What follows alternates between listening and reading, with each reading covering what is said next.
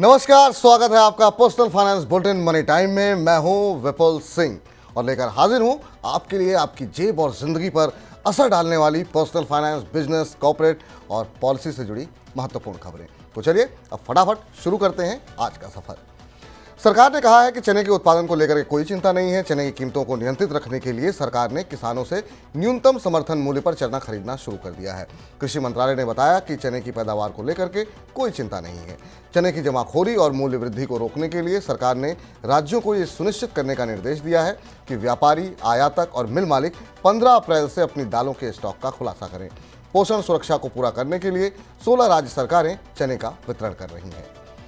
मई में शेयर बाजार लगातार 3 दिन बंद रहेंगे। बीएसई और एनएसई सोमवार 20 मई को बंद रहेंगे। इससे पहले शनिवार और रविवार का अवकाश रहेगा। मुंबई में 20 मई को लोकसभा का चुनाव के लिए मतदान होना है, इसलिए उस दिन कोई कारोबार नहीं होगा।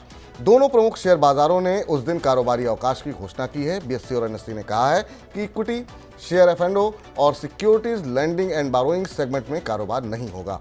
1 मई को महाराष्ट्र दिवस के अवसर पर भी बाजारों में अवकाश रहेगा। मजबूत वैश्विक रुख के साथ लगातार दूसरे दिन दिल्ली सर्राफा बाजार में सोने और चांदी की कीमतों में रिकॉर्ड तेजी का सिलसिला जारी रहा। दोनों बहुमूल्य धातुओं की कीमतें नए सर्वकालिक उच्च स्तर पर पहुंच गई हैं। सोने की कीमत 140 रुपए की तेजी के साथ 71,840 रुपए प्रति 10 ग्राम की ऊंचाई पर पहुंच गई। चांदी की कीमत भी 500 रुपए के उछाल के साथ 84,500 रुपए प्रति किलोग्राम की नई रिकॉर्ड ऊंचाई पर पहुंच गई हैं। विदेशी बाजार कॉमेक्स में हाजिर सोना $2,350 प्रति औंस पर, जबकि चांदी $28.04 प्रति औंस पर कारोबार कर रही थी। ऑनलाइन टैक्सी बुकिंग सेवा देने वाली कंपनी ओला ने ब्रिटेन, ऑस्ट्रेलिया और न्यूजीलैंड में अपना कामकाज बंद करने का फैसला किया है। कंपनी भारत में अपने कारोबार पर ध्यान देना चाहती है। ओला की पेरेंट कंपनी ANI टेक्नोलॉजी ने कहा कि कंपनी को भारत में विस्तार की काफ़ी संभावनाएं दिखाई दे रही हैं। ओला मोबिलिटी ने कहा कि उसका कामकाज तेजी से बढ़ रहा है और वो भारत में लाभदायक स्थिति में है। ओला ने ब्रिटेन, ऑस्ट्रेलिया और न्यूजीलैंड में 2018 में अपना परिचालन शुरू किया था। शेयर बाजारों में रिकॉर्ड तेजी पर मंगलवार को ब्रेक लग गया। शुरुआती कारोबार के दौरान BSE सेंसेक्स एक समय पहली बार 75,000 अंक के स्तर को पार करने में सफल रहा। वहीं निफ्टी ने भी अपना नया सर्वकालिक उच्च स्तर छुआ। बाद में मुनाफा वसूली हावी होने से सेंसेक्स 58 अंकों की गिरावट के साथ 74,683 अंक पर बंद हुआ। वहीं निफ्टी भी 23 अंकों की गिरावट के साथ 22,642 अंक पर बंद हुआ। अमेरिका में हाल में उम्मीद से बेहतर रोजगार और मैन्युफैक्चरिंग के आंकड़ों को लेकर भी चिंता बढ़ गई है। ऐसा लग रहा है कि इस साल नीतिगत दर में कटौती और आगे खिसक सकती है। आटा मिलों के सर्वे में इस साल गेहूं उत्पादन 10.5 करोड़ टन होने का अनुमान लगाया गया है, जो कि पिछले साल के मुकाबले करीब 30 लाख टन अधिक होगा। पिछले साल आटा मिलों ने 10.2 करोड़ टन गेहूं उत्पादन का अनुमान लगाया था। मिलों के अनुमान की तुलना अगर सरकार के अनुमान से करें तो इसमें करीब 70 लाख टन का अंतर है। सरकार ने इस साल रिकॉर्ड 11.2 करोड़ टन गेहूं पैदा होने का अनुमान लगाया है, जो कि पिछले साल की तुलना में 1.39% ज़्यादा है। पिछले साल की तुलना में गेहूं के कुल रकबे में 1% की बढ़ोतरी दर्ज की गई है, जबकि औसत पैदावार में तकरीबन 2% की बढ़ोतरी हुई है। मौसम का अनुमान जारी करने वाली प्राइवेट कंपनी स्काईमेट वेदर ने इस साल भारत में मानसून को नॉर्मल रहने का अनुमान बताया है। स्काईमेट के मुताबिक इस साल देश में मानसून सीजन यानी जून से सितंबर के दौरान औसतन 868.6 मिलीमीटर बरसात होगी। स्काईमेट ने अपने अनुमान में यह भी कहा कि महाराष्ट्र और मध्य प्रदेश में इस साल पर्याप्त बारिश होगी, लेकिन बिहार और पश्चिम बंगाल में जुलाई और अगस्त के दौरान कम बारिश होगी। स्काईमेट वेदर ने भारत के दक्षिण, पश्चिम और उत्तर पश्चिम इलाकों में अच्छी बारिश होने का भी अनुमान व्यक्त किया है। टाटा समूह की एयरलाइन विस्तारा के संकट की वजह से देश के प्रमुख हवाई मार्गों पर किराए में 20 से 25% तक की बढ़ोतरी हो गई है। विस्तारा ने रोजाना 25 से 30 उड़ानों में कटौती की घोषणा की, जो कि उसकी कुल ऑपरेटिंग कैपेसिटी का 10% है। ट्रैवल इंडस्ट्री के जानकारों का कहना है कि कंपनी के इस ऐलान के बाद हवाई किराए और ज़्यादा बढ़ सकते हैं। वित्त वर्ष 2023-24 में इलेक्ट्रिक व्हीकल के सभी सेगमेंट की रिटेल सेल में वृद्धि दर्ज की गई।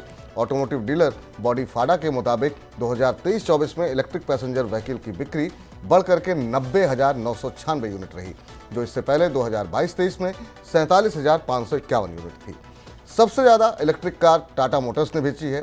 टाटा ने पिछले वित्त वर्ष कुल 64,217 वाहनों की बिक्री की है। इलेक्ट्रिक टू व्हीलर की बिक्री भी पिछले वित्त वर्ष के दौरान 30% बढ़ी है। इलेक्ट्रिक टू व्हीलर में ओला इलेक्ट्रिक 3,29,237 यूनिट के साथ टॉप पर रही। मारुति सुजुकी ने अपने मानेसर संयंत्र की उत्पादन क्षमता में 1 लाख यूनिट सालाना का विस्तार किया है। मारुति ने हरियाणा के मानेसर में अपने 3 मैन्युफैक्चरिंग संयंत्रों में से मौजूदा प्लांट ए में एक नई ऑटो असेंबली लाइन जोड़ी है। मारुति सुजुकी ने यह भी कहा कि अतिरिक्त असेंबली लाइन के साथ मानेसर की कुल उत्पादन क्षमता 9 लाख वाहन प्रतिवर्ष हो गई है। कंपनी का लक्ष्य अगले 7-8 सालों में अपनी क्षमता को करीब 2 गुना करके 40 लाख वाहन प्रतिवर्ष करना है। तो ये थी आज की प्रमुख खबरें और अब वक्त हो गया है आप सभी लोगों से विदा लेने का। अब आपसे मुलाकात होगी कल। पर्सनल फाइनेंस से जुड़ी खबरों को पढ़ने, सुनने और उनसे जुड़े खास कार्यक्रमों को देखने के लिए आप मनी9 के सुपर ऐप को जरूर डाउनलोड कर लें। नमस्कार दोस्तों, मैं हूं बलवंत जैन। क्या आप टैक्स बचाना चाहते हैं या टैक्स की कोई समस्या आपको सता रही है?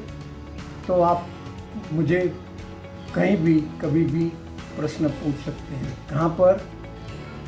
टॉक टू एक्सपर्ट सेक्शन मनी9 के ऐप। अगर मनी9 ऐप डाउनलोड नहीं किया हुआ है तो अभी डाउनलोड कर दीजिए।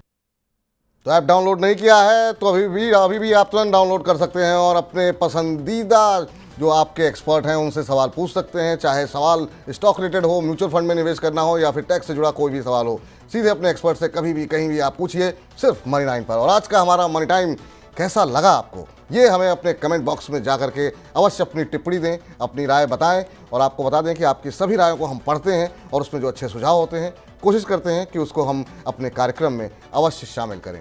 अब मुझे इजाज़त दीजिए। आप सभी को नमस्कार, शुभ रात्रि, गुड नाइट।